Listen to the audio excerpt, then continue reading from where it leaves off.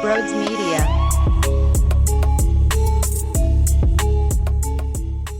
How about that, huh? Unreal. Before we get going, if you're new to the channel, make sure you hit that subscribe button and also hit that thumbs up button. It would mean the world to me. And we are running a giveaway on my Twitter page at Brodes81. You could win a 76ers Nike playoff t-shirt. And it's so simple. All you have to do is retweet the pinned tweet at the top of my profile that shows the t-shirt. It's really that simple. And then on Wednesday, June 23rd, I will be selecting the winner. So just make sure you get involved. Every Wednesday, there's a new giveaway. All right, enjoy, because I scream about Ben Simmons. They had a 26-point lead. They had a 26-point lead, and they pissed it all away. And it all starts with, you named it, Ben Simmons. And if you don't think it starts with him, you're in denial. If your first initial reaction to that statement is this, well, then you are just wrong, and you are not properly assessing what's going on here. So if this is your first instant reaction, well, then I'm sorry. You need to get your brain checked. It wasn't only him. Tobias sucked too. The bench sucked as well. You're just trying to deflect it off of the man that you think has a skill set. You have him take 4 field goals in this game, right?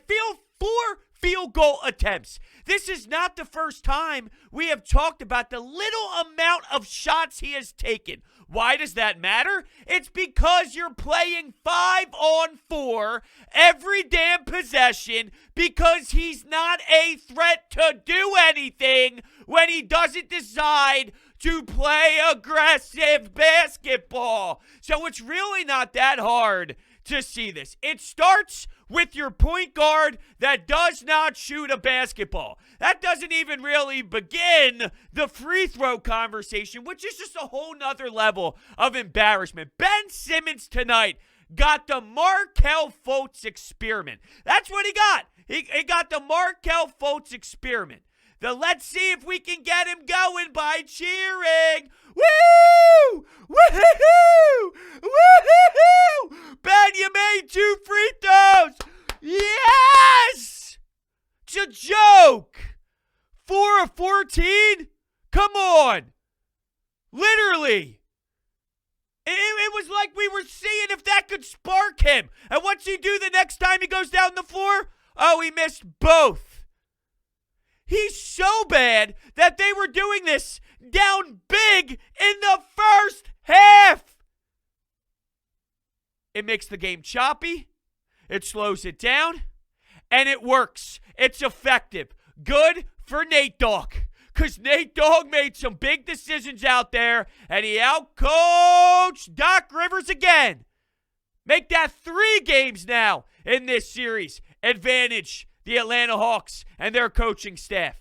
Which, I mean, I guess it's really not that surprising considering all the storylines surrounding Doc Rivers coming into Philadelphia with his background, with his resume.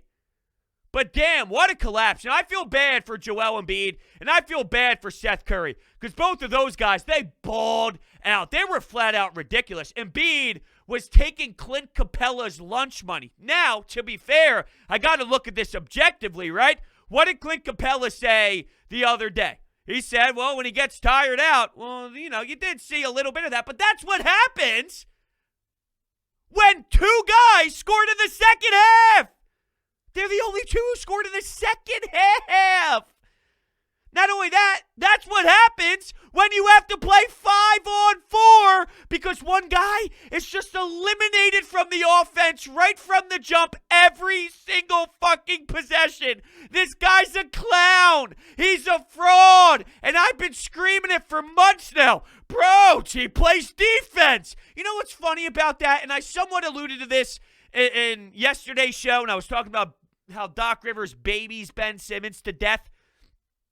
You know who can't defend? Seth Curry.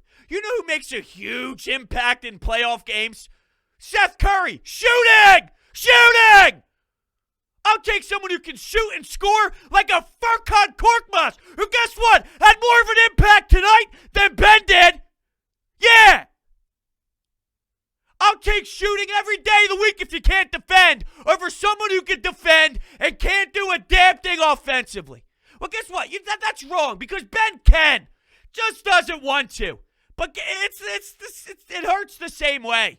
Doesn't matter. If you can and you don't do it, what the hell's the difference? Get this clown out of my city. It's a joke.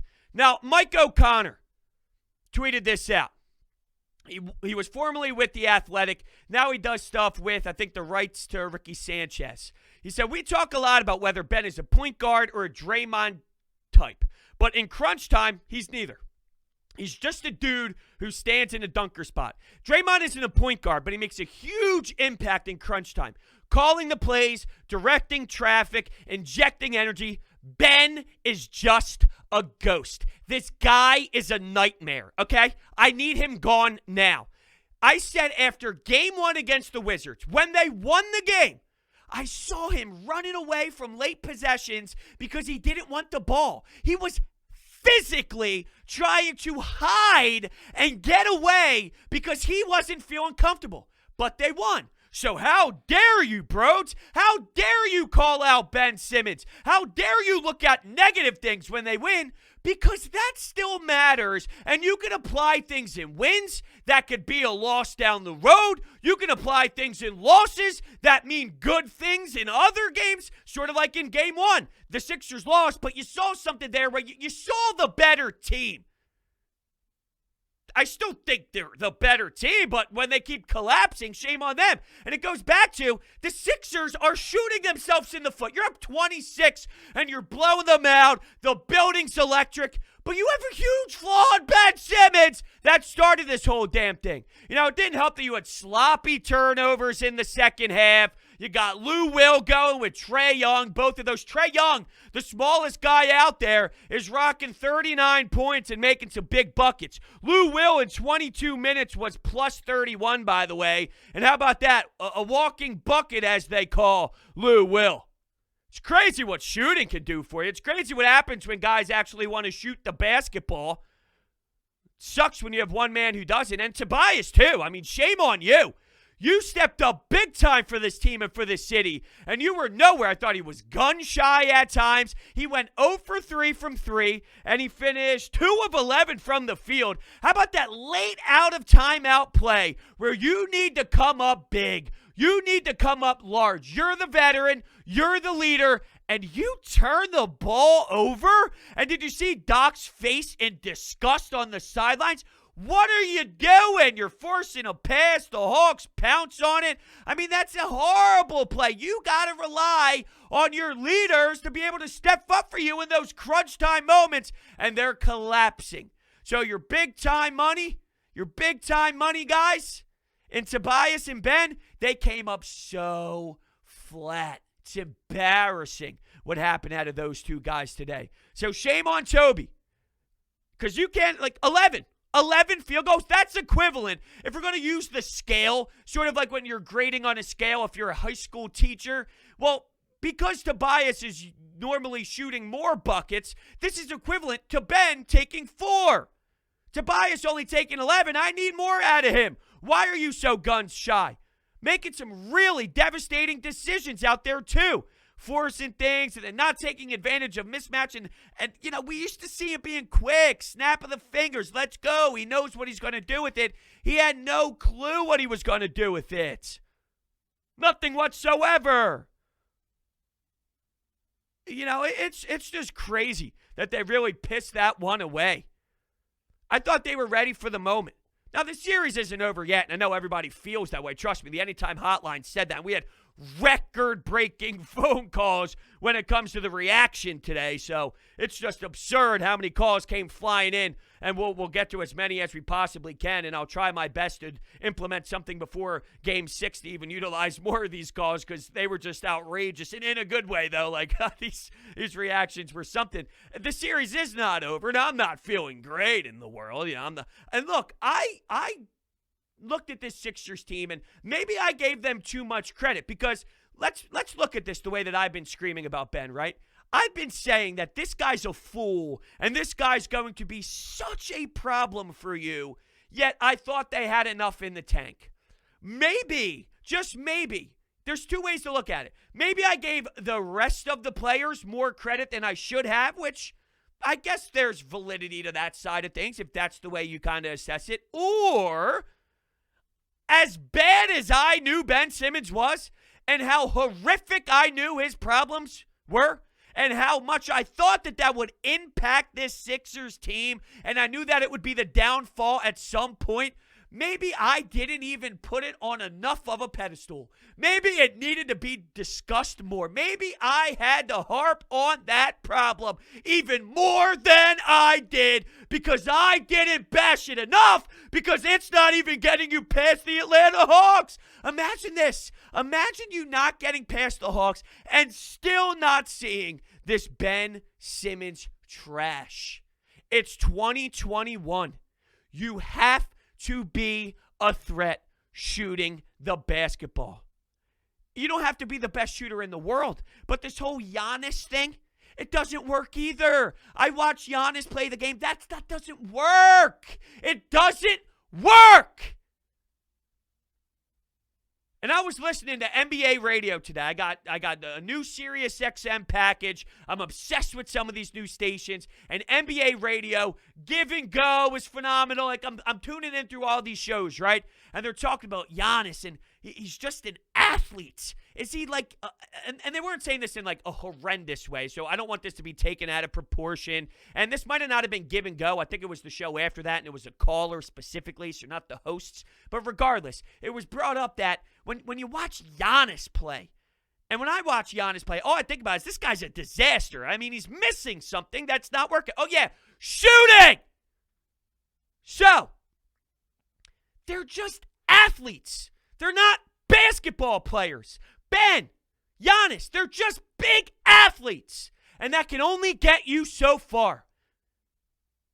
You got to ask for way too much out of these other players. You're asking way too much out of Joel Embiid on one leg to carry you to the promised land. And it's the wear and tear of having to do this all season long. Imagine having a point guard that could play a more pick and roll with you or just take way more pressure off of him. Imagine being able to play a two-man game or just having some mid-range pick plays where instead of having to have Joel Embiid constantly jab stepping, constantly doing the dream shake or constantly doing fadeaway shots every single damn possession or just relying on a Seth Curry 3, you get a third man in the mix who can come around a screen and shoot a mid-range game in the pocket area. Or who can actually drive the basket and not be afraid. See, Ben's not being aggressive anymore because he doesn't want to get fouled. Because he's scared to death staring at that line. Oh, he's so scared. What did Sam Cassell teach him? I'm not taking a shot at Sam Cassell. I know he was trying his best, but jeez, he got way worse. Oh, my Lord, what just happened? You know, Doc actually mentioned, back to this whole Doc Rivers protecting Ben Simmons crap that we constantly hear every single day. He mentioned that Doc actually liked what happened in the first half with the hack of Ben because it helped out his team. Doc, no, it didn't. It slows down the game. You talk about pace, right? What did you say? What did you say the other day? What was that? Was that Wednesday? I'm messing up all these days. No, today's Wednesday. It's Wednesday night, isn't it? Tuesday? Was this Tuesday after Monday's game? Is that what happened? Yeah, I think that's what happened. Okay. So Doc said, because Ben Simmons mentioned after Monday's game. Let's get this straight. Ben said, I need to be more aggressive. Doc said, no, he doesn't. Not if he's talking about shooting. Only if he's talking about pace. So that means Doc wants the pace to be rolling. Doc wants the pace to be rocking. Hack-a-Ben slows the whole game down, Doc. It does the exact opposite of what you want this team to do. So in what universe now, all of a sudden, you're just speaking out of your ass and no one's buying it? Doc, you said we're the ones keeping the narrative alive. Ben's the one keeping the narrative alive by sucking. Is it that hard to realize? So I don't know if you're shocked or not. But yeah, this turned into Ben Simmons is horrendous. this all stems from Ben Simmons. Was there some poor bench play? No doubt about it. What's the George Hill experience? I have no idea what that is. I'm very disgusted with the George Hill experience. This team didn't blow a 26-point lead because George Hill. This team is where they're at right now because of the amount of fatigue on Joel Embiid because they have to play one man short every single game with your starting rotation. The impact of Danny Green, let's not stress that enough. Half of this damn city said it was a blessing in disguise, said it was so big because Danny Green was so bad in the earlier games. Yeah, Danny Green's so important. So let's not pretend like that's not a part of this, but who cares because DeAndre Hunter, not in play. They're also missing Reddish, not in play. There's no excuse. While I'm watching Bogdanovich make shots, Herter make shots. Unreal. You know, the Sixers, they as much as, look, the Atlanta Hawks took advantage of a situation. The Sixers were shooting themselves in the foot. They're up 26. They're in control to win that game. And it wasn't the Atlanta Hawks snagged it from them. The Sixers, they kind of gave it away. Now, I do need to recognize that the Hawks did something with that chance, but that chance happens because of the way the Sixers played to open the door up. So the Sixers, you know, they're doing this to themselves. And that's when, you know, we thought we had a team that was mature and ready to do this. Is it a Joel Embiid still has a little bit of learning to do? You know, I heard an interesting perspective on Joel. And this isn't to knock where Joel is, because clearly Joel is trending in the right direction.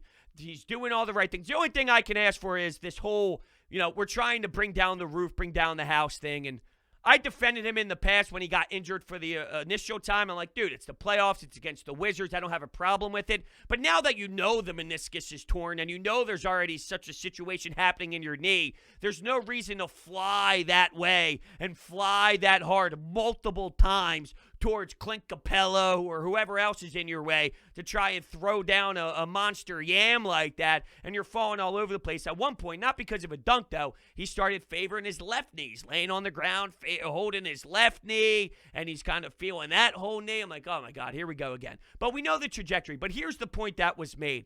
You know, seeing him struggle 0 for 12 in the second half in Game 4, is there an element to this where, you know, maybe he's not as polished as we thought because his body language was brutal, his maturity, I thought, took a mini step in the wrong direction. But I did mention this. I need to see Game 5 and the way he plays there before I make a full assessment, because I need to see, how does he face the adversity? What does he do? What's his response? And, I mean, you look at what he did. I mean, his response was clearly strong. And he did die down as the game went on. He missed the 2 free throws, which was extremely painful. But, you know, I mean, he bullied Clint Capella as much as he possibly could. And Clint Capella's making the step. But that's, you know, anyone for the most part. And once again, it goes back to, if you don't think that there's a domino effect here, you got to do it all. You got to do it all because, well, you're primary point guard isn't doing a damn thing. So it's inevitable that that's going to happen. You had 2 men step up today, him and Seth has just been fucking awesome, may I add. 7 threes, 30-plus points, stepping into shots, hitting it from Pluto. I mean, you're talking about Jupiter. He's pulling up from anywhere. He's coming off screens. He's getting a dribble handoff. He's just on a fast break, hanging out, getting a pass in transition. He's doing it all. He really is. Now, I wonder, because last time we checked, the Atlanta Hawks had 4 turnovers in the last game. I don't know how many turnovers they ended up finishing with. So I'm curious how many that was. So the Atlanta Hawks had 11 turnovers, and the Sixers had 16.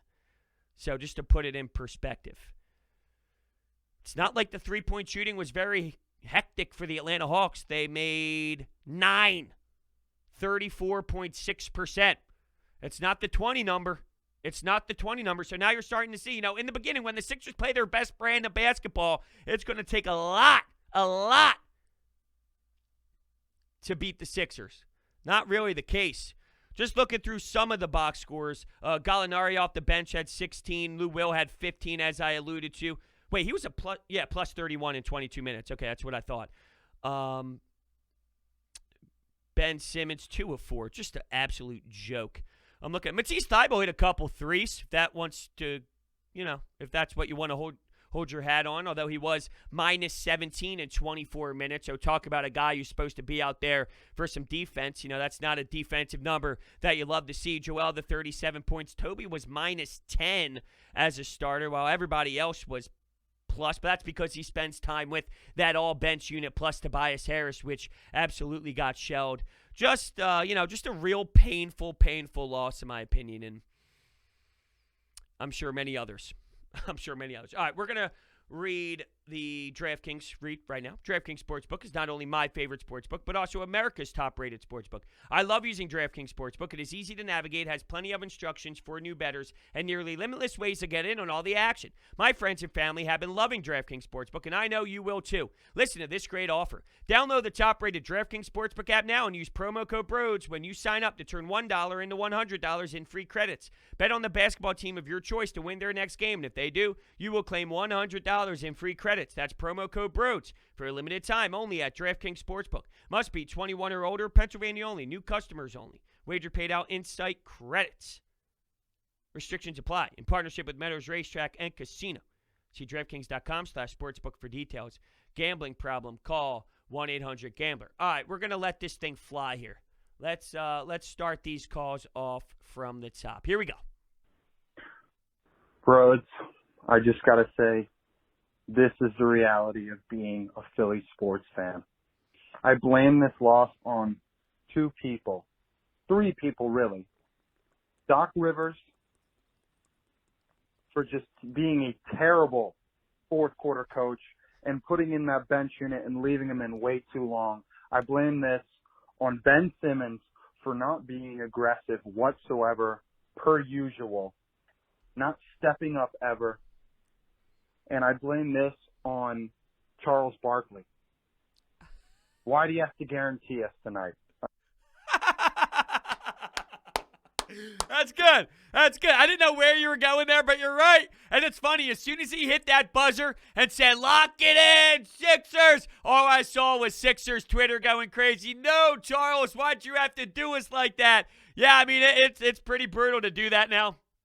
Twice, unless that was all part of the plan and he figured that would happen. But I'm not one of those guys that think that has any correlation, although some are superstitious and some do have that feel and that vibe that, we got jinxed. I don't really feel that way. You know why? Because I knew Ben Simmons was going to cause you a problem 5 million months ago, and that's why I've been outraged as long as I've been outraged, because it was clear as day. It was the most obvious thing in the universe, right? Is you have a guy who was supposed to run your entire offense in a game that's all space and pace, and he can't. And he can't. And the opposing team is putting him on the line when they're getting their asses kicked in the first half, and then they're doing it again later on. And now Doc Rivers has to take him out, put Shake Milton in, go to his bench, toy around. Like, that is a problem. Yet there's people out there that think it's okay. You know what? No, it's not. It's really not. It's okay. This is the Ben Simmons more than it's not. Game 46 against the Brooklyn Nets of 2 years ago, whatever year they sucked ass, or whatever, the Cleveland Cavaliers on the road, Tuesday nights, regular season. This is the playoffs, and this isn't even the playoffs against a lethal team. This is the playoffs against a nice, scrappy, young opponent. It's not even the bet. This isn't even really it yet. This is a nice team that plays hard and has a nice learning step type of squad around them with a coach that has an interim job right now, and you still can't get by. That's how much this really does hurt you. This isn't even the best of the best yet. This isn't the Phoenix Suns. This isn't the LA Clippers if they have Kawhi healthy. This isn't the Brooklyn Nets when they're not playing with just a one-man team and Kevin Durant. And holy fucking shit, do you see what a special talent is like Kevin Durant? And when you watch KD go off, even when Joel's playing the best of his best self, I still wonder, damn, can you do anything with that? Can you? And now look, Giannis wasn't defending him, and the Milwaukee Bucks and whatever the hell they're trying to do schematically, I don't know. And it was a disaster there. But Kevin Durant still did what he did, and he could do what he did against anybody in the damn league. Sometimes I still wonder, do you have enough with Joel Embiid right now when you watch a player like Kevin Durant go off, because he's a different species. Anyway, this... And another, real quick, I've said a billion times, right? Like, young teams don't win in the playoffs. There's this fool that keeps going back and forth with me, so I'll just kind of talk about it right now. I always say that young teams don't win in the playoffs. That's true. They don't win championships. I don't say they don't win a round because, Brodes, you say young teams don't win in the playoffs. They don't win championships. They take strides. The Sixers were young 2 years ago. They were young during the Brett Brown early playoff runs, and they won playoff rounds. You win playoff rounds. Saying young teams don't win in the playoffs means they don't win championships. They do win playoff rounds, and yeah, I'll be honest with you, I'm shocked that this Hawks team is taking the Sixers, but I don't look at it as the Hawks are playing so damn magnificent that they are just beating the Sixers. The Sixers are beating themselves. They're up 26. The Hawks are winning games where they're shooting 30% from the three-point line and 36% from the field. And that was game 4 numbers. That's not just so outrageous that they're beating the Sixers. It's the Sixers are beating themselves. Huge difference when you analyze the game. What's up, Brodes? What's up? Man, I just don't understand this one. I really don't. I mean, this is the second round. Can somebody please tell Tobias and Ben, you both can't have 12 combined at home? This is the playoffs. And Embiid is out there giving you 40 on one leg. How much pounding is he going to take to his body to show he needs fucking help and production from other people? God damn. If I'm Joel Embiid, I'm going into Daryl Morey after the season. I'm saying, get me someone else. Get me someone else. How many years now has Joel Embiid basically said, Ben, I need you to do more. You have to do more. Do more. I mean, it's every year at this point. He says, Ben, we need you. Ben, we need you. Ben, shoot the ball. I tell him he has to shoot. He has to do this. He has to do that all the time. All the time. If I'm Joel Embiid, I'm saying I'm done. Get me somebody new. And seriously, how much stock has dipped for Ben Simmons now? Because now it's on display even more. Even more. Now, every coach foams out the mouth over this guy. So there's going to be a team willing to take a chance, especially if there's another superstar or another player out there that's unhappy in their environment, and you know you're going to get rid of them. So if you can get Ben Simmons back in return, as much as we can't stand the guy and we're ready to ship his ass out of town today, and I'll be driving his ass to the fucking Philadelphia airport myself, other teams would be satisfied. Like, if you got to get rid of one of your players that are very unhappy, guess what? Yeah, a Ben Simmons return is not the worst thing that you could do in the world. We just know. We know because we're there. And, whatever happens after that, happens after that. Oh, what if he grows into that? He doesn't have the touch. You can tell with his free throws, too. He's so wrong with shooting. There's no natural spin on the ball. He doesn't put the normal spin on a basketball. It doesn't flow off of his fingertips. So even when it does go in, how many times did you see the ball go in the rim, spiral around, and then loop out of the rim? It's because it doesn't flow off of his hand. And what hand is he? Is he a lefty? Is he a righty? Nobody even knows. Oh, he does both. Fuck no, he doesn't do both. He doesn't do any. He doesn't do any. You're trying to tell me he does both? He doesn't do any. I'm sweating. What an unacceptable loss this game was. I'm honestly speechless, but I'm about to go in. Ben Simmons, 4 shots. That's bad. Missed 10 free throws. That's bad. Tobias Harris, out of all the games he wanted to be bad, he had to be bad. He has to go now. Who else? Doc Rivers still putting an all bench line out there, and it's not working. You blew a 26 lead in a quarter. Like you could tell the team lost it once the lead got shorter. Everything was so bad. Doc Rivers might have to go just because he's just so into his ego. Like this was just such a bad loss. Oh, it was bad. I mean, this is one of the worst losses that you can have for sure. And it's funny. Now we're going back to the head coach thing, right? Where with Brett Brown, he sucks. You need a real coach in here. Then, now Doc Rivers in here. Oh, he sucks. This is terrible. He's got to go. You get rid of Ben Simmons and you have a better team. And, it's like it's a different story. Although you're right with the bench thing. He's very stuck in his ways. And you would think after collapse, after collapse, after collapse, after collapse, he'd recognize that there's got to be something to something new that has to be done here. I'll tell you what, though, the broadcast at the beginning of the third quarter talked about how the fans were still getting back to their seats and it was a little bit quieter in there. In the start, I mean, the defense was swarming the Hawks. The intensity was obnoxious. That was Game 5. Game 5 atmosphere. Not Game 1, not Game 2, Game 5 in a tied series. That place was electric. It was so damn loud. You could hear it bursting through your television. But at the start of the third, it was a little quieter. I think people were taking their piss. They were grabbing their beer. They were getting their food. They were getting back to their seats. And, the broadcast said, if you're Atlanta, here's kind of a moment. Here's kind of maybe a time where you can just do something. Just do something. And they kind of did. I think it kind of started there in that range. And then you start talking about the turnovers. You talk about the poor offense. And before you knew it, it was basically over from there. In terms of firing Doc Rivers, I don't think we are now at that point. I don't. I don't think they are going to be talking about firing Doc Rivers. But there was a lot of praise for him all year long. This is the greatest. And I look like the bad guy because I like to look at things objectively.